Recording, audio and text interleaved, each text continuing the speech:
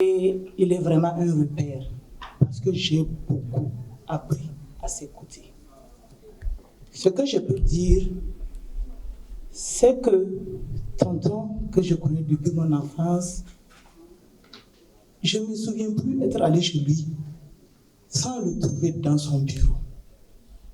Il est toujours dans son bureau. Il était toujours en train de lire. Et pour rencontrer tonton, il fallait prendre un rendez-vous. Et il fallait respecter l'heure. Tu ne dois même pas déborder de 5 minutes l'heure de rendez-vous. C'est quelqu'un qui est vraiment très discret. Beaucoup de choses ont été dites ici dont j'ignorais, mais j'ai appris beaucoup de choses qu'il a faites. Mais il est resté toujours dans l'ombre. C'est quelqu'un également qui est vraiment humaniste. Il a dédié sa vie à la cause des veuves et des orphelins. Il a beaucoup fait pour eux, en dehors de l'écriture et de la poésie. Actuellement, il a initié la construction d'un grand centre à Garango pour les veuves et les orphelins.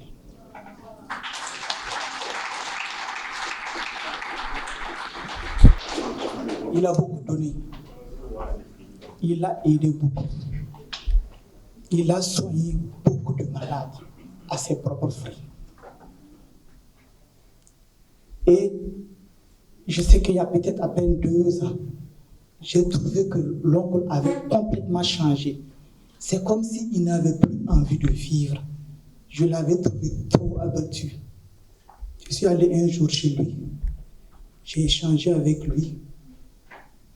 Et causé normalement, après je lui ai dit, tonton, qu'est-ce qui se passe? Vous ne voulez plus sortir. Vous étiez toujours présent lors des activités familiales, lors des cérémonies, mais on sent que vous êtes maintenant arrangé. Il a mis du temps. Après, il m'a dit que c'est l'hypocrisie des hommes. L'homme est hypocrite. J'ai beaucoup réfléchi.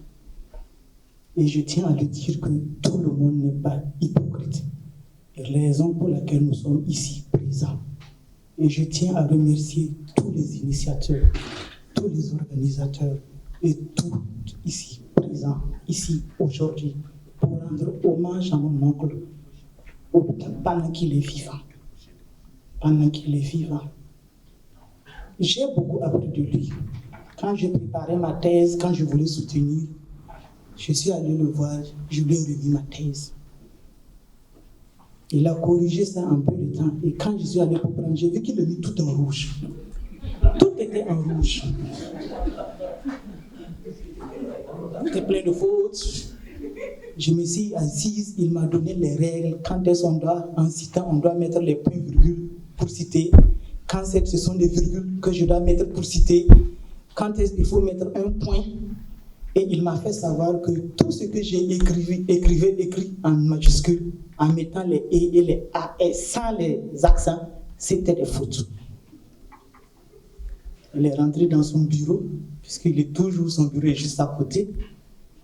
Il est sorti avec un document qu'il m'a donné. Et je me suis servi de ce document pour corriger ma thèse. Et avec lui, j'ai appris que pour avoir un E en majuscule, il faut appuyer sur CTRL 0201 pour appuyer un truc.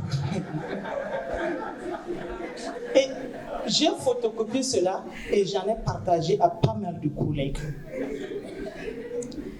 Quand j'ai soutenu et quand j'ai corrigé le document, je suis reparti le voir pour qu'il puisse encore corriger ma thèse afin que je puisse déposer ça à la bibliothèque.